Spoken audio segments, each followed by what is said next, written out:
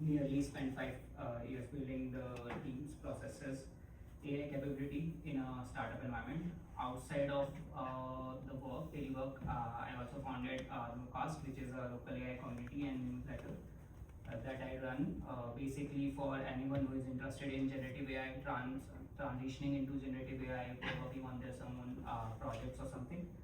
I just try to help them build the community, and I run DFW coffee meetups as well for people to just come and discuss their projects and whatever they want to. You can reach out to me using this URL via LinkedIn, and I have my portfolio and everything else mentioned there as well. Okay, so what is agent harness? Is basically like when it comes to bigger model, the difference is something that is difficult to define. But when it comes to smaller models, local models, with the same model, if you have a different harness, you can have a different performance.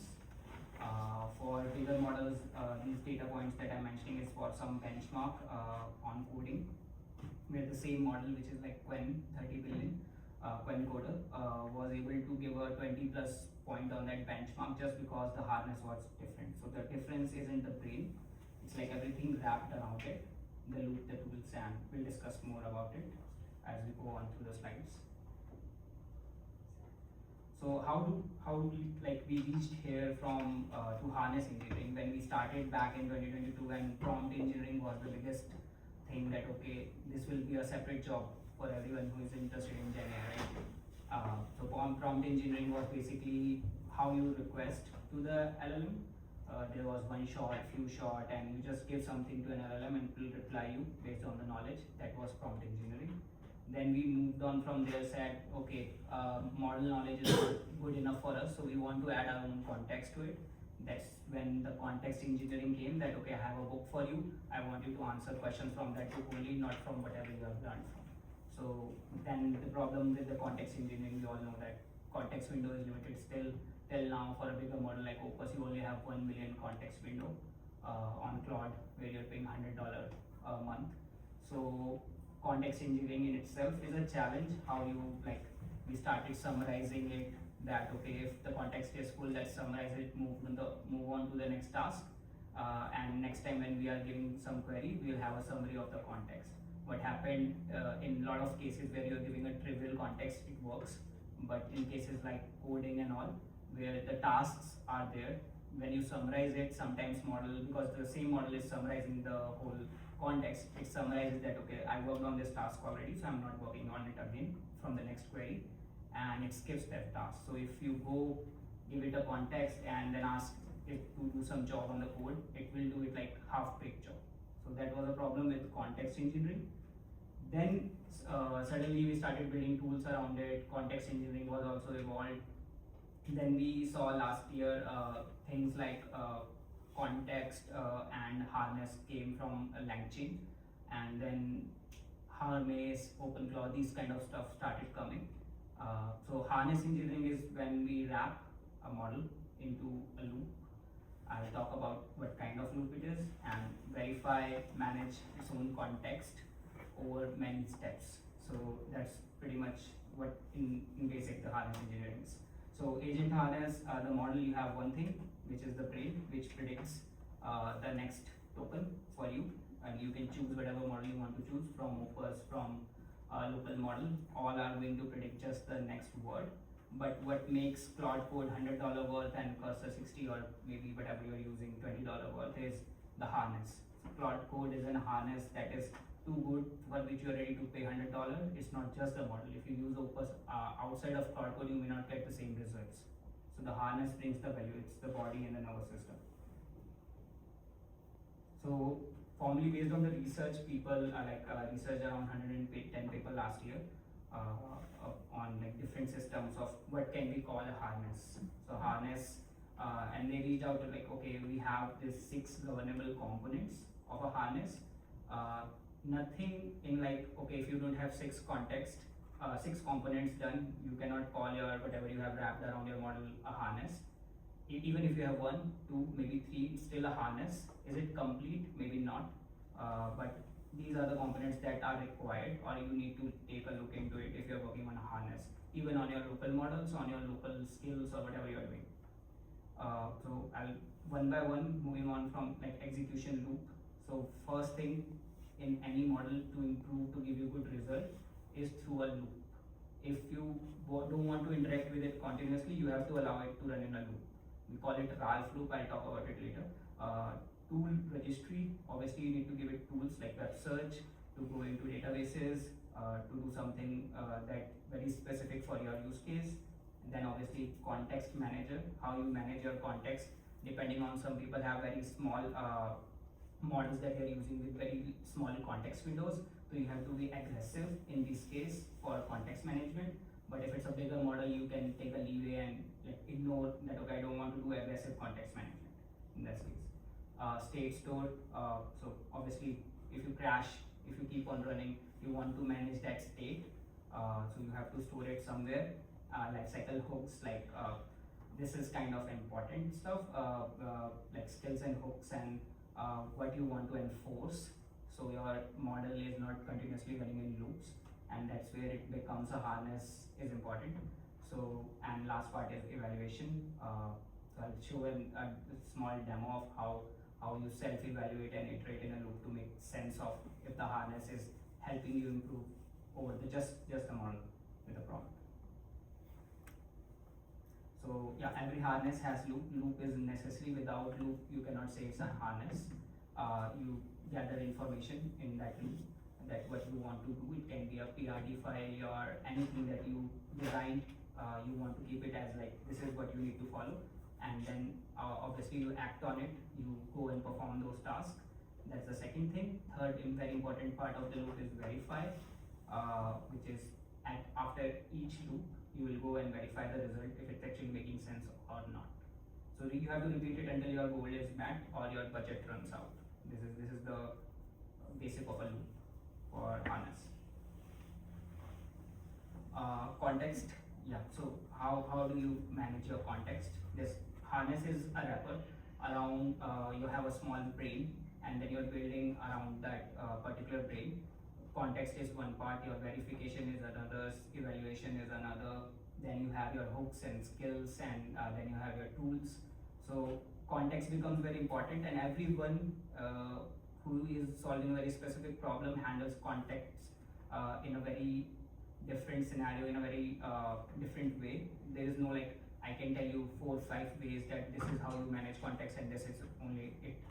For everyone it will be different. You have to understand your problem, you have to decide that okay, this part becomes very important for me, and that's how I want to save a context, rather than using a general method that okay, everyone is doing this, let's follow this and do it.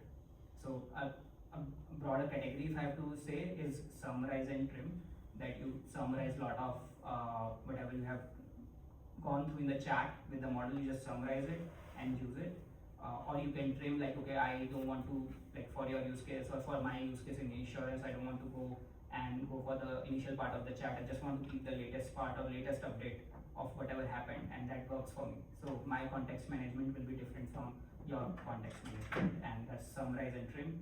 Then you externalize memory. So a system like for some system where, unlike coding, you can summarize and actually make sense of context, but for coding, if something crashed in between, if I'm not externalizing that part, writing this in my Git push or something, next time when my model starts afresh with a fresh context, it won't be able to make sense of where it failed. So that part I need to do. And then obviously you reset and clean your window. That's called Ralph loop.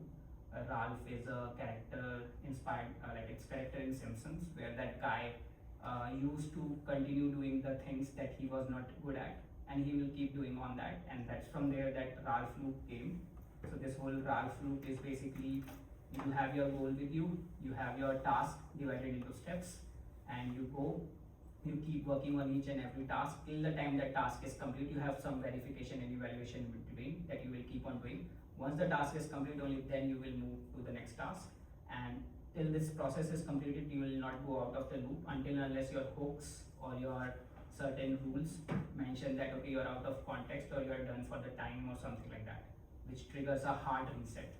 So if you implement that, that's fine, but otherwise it's a clean window and you just follow the Ralph loop. One quick question. Okay. So here it says fresh context every time. So it's not taking into account whatever it has. Yeah, the context window will be fresh. So it's again I mentioned case to case basis. If you have something which is very small, which can be summarized, you can inject it as a part of your prompt in the fresh window, or you can have some 10% of your context available for the previous part, or you can just give your model access that okay, this is a fresh context window. Now you have tools to see what happened in the historical time. So you will go to your MCP server, look into your git push, or you are maintaining some text file or sort .md file where you are writing down the history. It will use that tool to go to that MD file, read that what happened, where it failed, and it will start from there. But your context window should be fresh, nothing should be in the context window, specifically in the case of coding. But if you're using a bigger model, which is 1 million, maybe context window is not a problem for you until unless you are passing books to it. Verification, so that's another hard part. Like you can give a lot of information, but if you don't have any, and you cannot use like a model itself, the similar model to verify things for you. So it can self-correct until unless you tell it that okay, this is the issue, and to tell it the issue you have to have some kind of verification done. The checks can be hard-coded, or checks can be like okay, I have my test file. Once you are done, let me know. I will just run it through my test file, unit test, and give you back if it's correct or not. And if it's not correct, I'll let you know what's not correct. So it will self-correct, but without verification, even if you ask the model that this is your question, this is your answer, and judge it by yourself, it may judge it correctly and incorrectly and say, okay, yeah, this is working perfectly fine and it's all good. Let's go out of the loop. So you have to have some kind of verification in that harness part that you involve. So do you use the LLM to judge? You can use, but here for this case specifically, no. It should be a hard set rule where, let's say, if you are, to give an example, like in my case, I look for some scores and I look for some values, I look for some specific tags, and I try to have those, like I've coded it in my verification loop where I ask model to give me the output, then I pass that output through that code, and if it's not passed, if it's not same for all, like it's even if it's 99%, I get it back that okay, for this particular use case, this particular solution that you have given, it's not working, and it will give me a fresh answer. But when I ask a LLM that okay, you judge your output, this is your input, and if it's 99 out of 100 times it's correct, it will say oh, my output is correct. It won't correct it for that one use case. So you have to have hard-coded use cases, unit tested, the output of the model. That's verification. So how did you build that skills? Like this is my input, this could be my output, skills.md. You put it like this way, hard-coded way, like this is first, like let's say you have a coding task, okay? It has some sort of 4 or 5 functions, okay? So you tell in the skills.md, you tell them this is the first input, you have to build this thing, and this is the output, this is the input, this is the output. Skills are separate. Skills are something that you create to remove the repetitive part, right? So I don't want to give my model prompt again and again. So if I don't want to do it, I'll write it in skills, right? Yeah. And it will be there. I don't write anything in skills which is for verification or not. Verification is very specifically in code. So if I'm asking my model prompt, big prompt. No, so I ask my model to give me a code, right? It will give me a code. So let's take an example of Claude code. So you asked it to build some web page, right? So when it's building web page, it will have a PRD that okay, to build a web page, I need this as a front end and this as a back end and something, right? Database and all. After each task, it will have the Claude code has created some kind of unit testing in behind, which is a code which you will run once you get that example of that first task. So your first task is, let's say, I created this button, right? And you click, you open some web page, right? So there will be some actions happening when on click. So that code part will be tested by unit testing. And once it passes only, then it will move on to the next task. So it's not like I'm prompting it again with anything else. It's automatically when task is done, it will pass through some predefined code to get approved. Only then it will call verification, because we need a hard verification in this case. One question. In that scenario, this is kind of reliability, right? But behind the scene, the reliability perspective of this model, or maybe whatever the inferencing is measured That is what the harness, the tool is to. Is that No, so harness is overall wrap around the brain that is the model, right? I'm talking about verification in this very specific. It's not about model reliability. Model, if model is not reliable, even harness you can improve the performance with harness, but it won't be like become suddenly a reliable model. If it's not giving you good output, it won't give you good output even with harness. What harness can do if it's, let's say, I have a small model which is good at giving me code and good at reasoning. Okay, so I know if I ask it to give me a code of Python to just, I'll show demo, like average a number of list, whatever it is there in the list, just average it out. So it will create a code, correct code, it will give me an output, which according to the model should be good, right? It's a small model. But when I run it through my verification, it will fail somewhere because it's not a very big model, so it's not going to give me good results. Now, harness is important because I got the verification, I get the result, and I give it back to the model again. Same model. That okay, this is the bad output, this is the where your model output is failing, and next time when it gives me an output, it will give me an output taking care of whatever is there in the hard-coded stuff. So I'm not making model intelligent, but I'm solving my task, right? I have a specific task that I'm trying to solve, so I can solve that task with this. So similarly in Cloud Code, they have their own inbuilt harness of testing different types of codes, which they test once the step is completed, they will go again and test it. That's why Cloud they Code do works. the experiments like the whatever the input and output, right? They do the experiments, and with that experiment, how many are them are accuracy to, you know, Yeah, very good you can call accuracy. it unit testing. Basically, kind of, unit yeah. testing, right? They just test it on the whatever code it's generated. And specifically in case of code, for non-coding tasks, it's very difficult. But you can create tags. You can do some kind of tagging, NLP, identifier, classifier, something like that, to make a hard set of rules, which won't be judged by the same model. It will be just passed through some code, random code that you've written, and you will get output and based on that. For the non-coding task, you recommend NLP-based verification steps? Depends, like if you're working with documents and text, yes, and that too depends on the case-to-case basis. If it's not related to document, then NLP won't make sense. But generally, because I work on a lot of NLP tasks or document-related tasks, so I use it. Because I tried using like numerical steps, the confidence codes, for example, and during the self-correction, the model hallucinates those codes. Yeah. So doing the self-correction is like, So the next step is worse. one motto of yours should be, whenever you're working with model, never ask it to generate any kind of numerical score. 99% of the time it will give you a wrong score. Or even if it's giving you a correct score, believe it, it will bomb in front of any customer you are going to. Trust that. Okay. So some popular examples of harness, Hummus agent is there, your OpenClaw is there, and Cloud Code is there. So Hermes, as you all know, like what's special with Hermes, like they all have similar model. You can go and take any of your model inside Hermes or OpenClock. Why their harness is different and useful, like News Research created Hermes. It's special because they have some kind of loop where they keep on running your prompts and improving your prompts, and also based on your input and chat with the model, it keeps a memory of yours. So it's a harness thing. Not every harness will have this functionality, but they have built this in a way that is useful for many people who are automating their daily tasks. So that's one example of harness. Then your OpenClaw is there. It's kind of a very straightforward orchestration. Like you can build something like OpenClaw using LangChain or something, whatever you want to. Like it's straight away orchestration, but the whole focus is around writing code. So whatever task you want to get accomplished, it will write a code for you and complete that task. So that is there, and it runs over like long sessions. So that's another hooks and all that we have, that okay, don't run more than 24 hours. For OpenClaw, it's like configurable. The harness is really configurable, so that becomes very useful for different type of customers.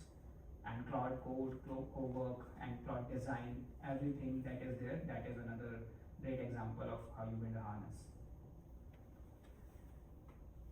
Okay, a bit late. Okay, yep. So let me see if I can give a demo first before moving on to this.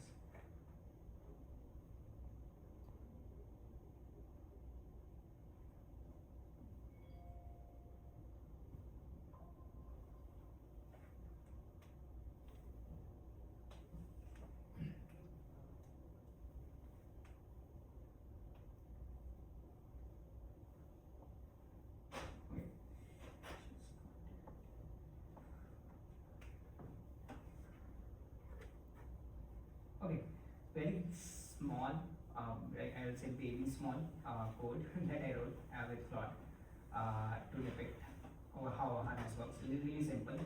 I will like what I want to do here is I want a model. I'm using a Quen, what do you call it? A Quen 2.5 coder, 1.5B, very small model to do some coding tasks. It will do a good coding task, and sometimes like it will do a good coding task on one go without even harness. But sometimes it fails. So I've created a model harness around it. So not a big harness. All I'm doing here for my part of harness is just verification. Can I verify the model output and create a loop so that I send it back to the model and it will improve and see if next time when I run that loop passes or not. So I'll run like a basic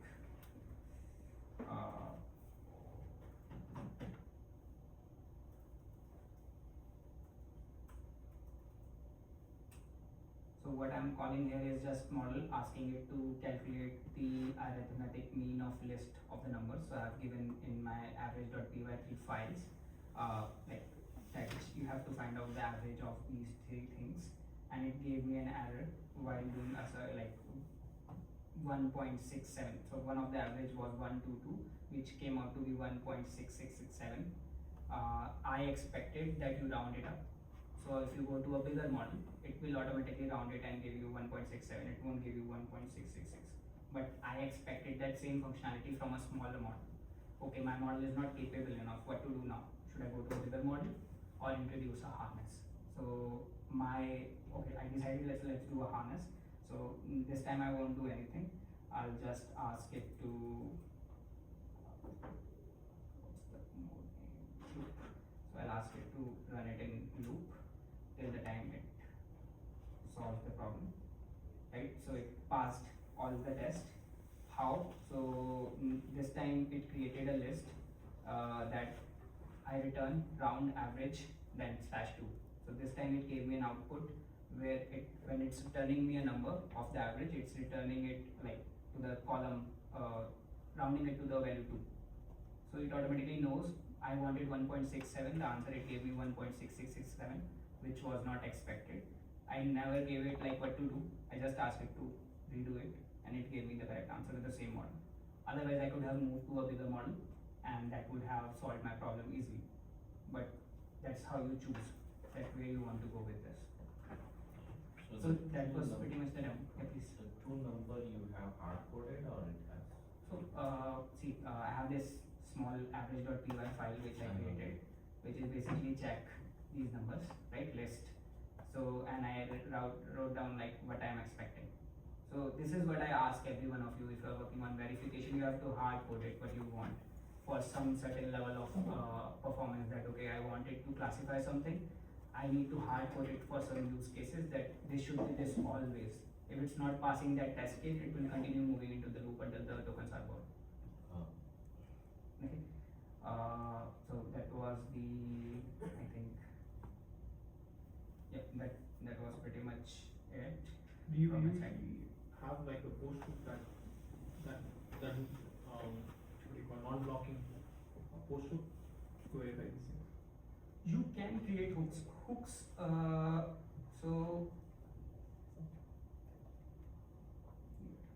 So hooks are basically something that you don't give to a model, right? It's hard stuff. So hooks are not even rules. Rules are sometimes if you write some rules for the model can bypass rules. Hooks are something that you mention that while you are running in the loop, I can stop it anytime I want based on whatever is there in the hooks, right? So hooks is one step that you can trigger based on verification. That if my verification fails 5 times, I can trigger a hook and stop the Tokens. yeah. So you can write that point in hooks, but verification is verification. You have to have some kind of verification somewhere, and better the verification is, the better will be your this thing. So yeah, that's pretty much it from my side. Any other questions? So this verification needs to be domain specific. Verification needs to be domain specific. Yes, very important. It's basically like test cases. Yeah. test cases, but you don't rely on answers of those test cases to run a model. Yeah. You have to have some kind of domain person, expert, SMEs. In cases of, let's say, insurance, I have SMEs. You have in your own domain some SMEs who write down those test cases, use cases for you. That if these are not 100% pass, you won't let your model say that it's working fine. No. And that comes into another example to it is you have your model harness and everything done, and you now deployed it into a customer environment, right? Now you want that customer is giving me data, maybe giving me feedback. How do I create a similar traditional ML level kind of retraining pipeline? So traditional ML have this kind of retraining pipeline where it automatically, based on the data and tag data from the customer, maybe they are giving a thumbs up, thumbs down on whatever you suggested to them. So you have that tag data. So for traditional ML, you can retrain an auto retrain pipeline, which will run automatically after some time, some threshold will cross, right? But for similar thing, if you want to do on a LLM related stuff, you cannot do it because you need to have some kind of manual person checking exactly the data. But if you have verification with you, so the advantage you have is you can go on, like I took this idea from Hermes. So Hermes go on improve your prompt. How will it improve your prompt and won't degrade the ability of model to answer, right? So if you want to have that confirmation that it won't degrade when changing the prompt, you have to have some hard rules set that, okay, these are my hard rules. When you pass this 100%, whatever you have created new, I'll say, okay, it's an improvement. But if you created something new which works great on the new data, but my unit tests are not failed, I won't consider it an improvement.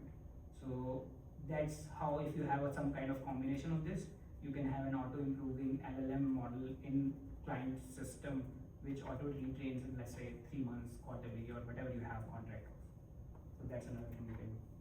So basically, to improve the LLMs, we run the harness to in the back behind the scene, like to make more. LLMs will always be running with harness.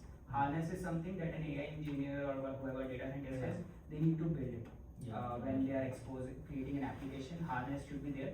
How complete the harness will be depends on the type of solution you are building. If you are using LLM for one specific task, so harness can be like 2 or 3 things where you just use tools and verification. But if you are building like a chat application for someone, so you need to have complete harness so that it's working fine every time. Yeah, every time it makes better. Yes. Not. Any other question? Yep. So how do you decide when to use the agent harness versus just use the model with proper context engineering? Because like the big concern is cost, especially considering like an enterprise situation. So I believe like most of the time if you're using the correct model, like a bigger model with reasoning, with proper context, it's all the better results.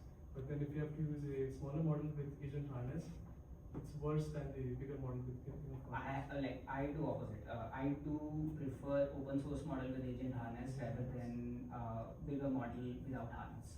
So like what's the cost comparison? Cost comparison, open model will always be cheap.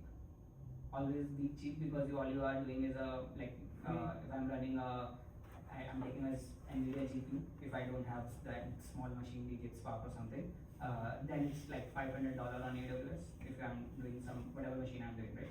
Or maybe more. But it will still be cheaper than having a Opus or ChatGPT 4.5 or 5.5, whatever I'm doing. Unless I'm using it for let's say Flash, Gemini Flash and all, those are the cheapest model. But then the use case is very difficult. If you don't have expertise in your company to replicate what Gemini Flash is doing or ChatGPT Flash is doing, then it's okay for you to use it and it will be cheaper. But if you have capability in your team, people will be able to replicate that for free as well with normal GPUs, very cheaper GPUs as well.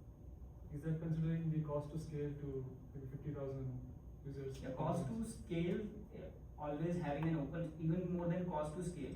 If you're building something, like I'm working in a startup, biggest thing for me is to build some IP, right?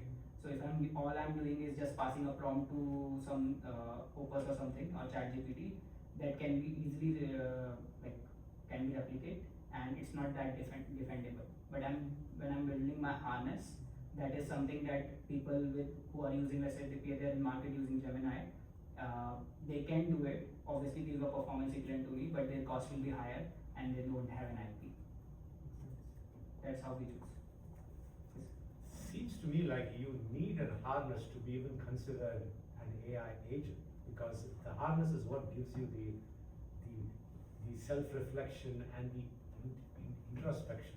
So it really does not matter how big and how capable your model is. Without the self-reflection loop, it's not really an agent. Yes. So the harness is kind of, I would say, very basic table stakes for you to build an AI agent. Yes, so harness is like, because it's coined so recently, harness engineering, like 1 or 2 months only. So people are still discovering, but some people call framework and harness. So some people will come to you and say, oh, LangChain is harness or LangGraph is harness, right? Some people will say, okay, automation is harness or just loop is harness. But harness is like, in total, the experiment, the components that I shared, the 6 components, those are the maximum components of an harness. You can select 1 or 2 and something like, okay, this works for me, let's do it. But you have to have some kind of loop to make it an agent. Agent, LLM, difference between an LLM and an agent is obviously self-improving. If it cannot reflect, it's not an agent. Any other questions? Okay, great, thank you.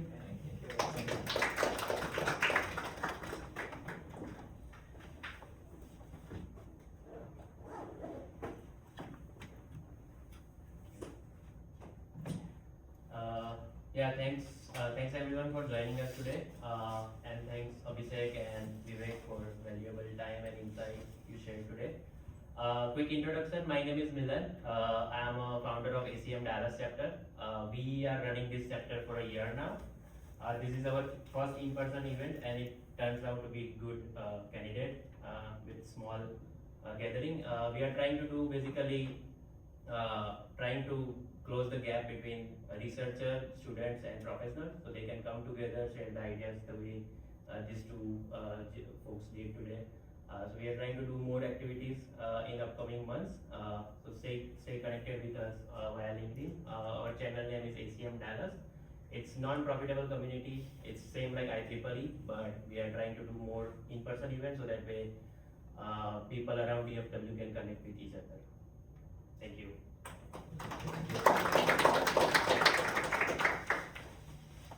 And we have some cold drinks here and personally if you want to grab, and we'll have pizza upstairs. So maybe we can do networking session here and then we can go upstairs and have a pizza. But Jyotsna, Hi, my name is Jyotsna. I'm currently serving as chair of ACM. Yeah, as Milan said, our motto is simple, just to make the research and whatever the current happenings in the AI to be more reachable to all the students who are working professionals everywhere, and to collaborate with more communities like IEEE, Dallas, and not only IEEE young professionals or other affinity groups. Yeah, that's it. Thanks for joining us today. Thank you.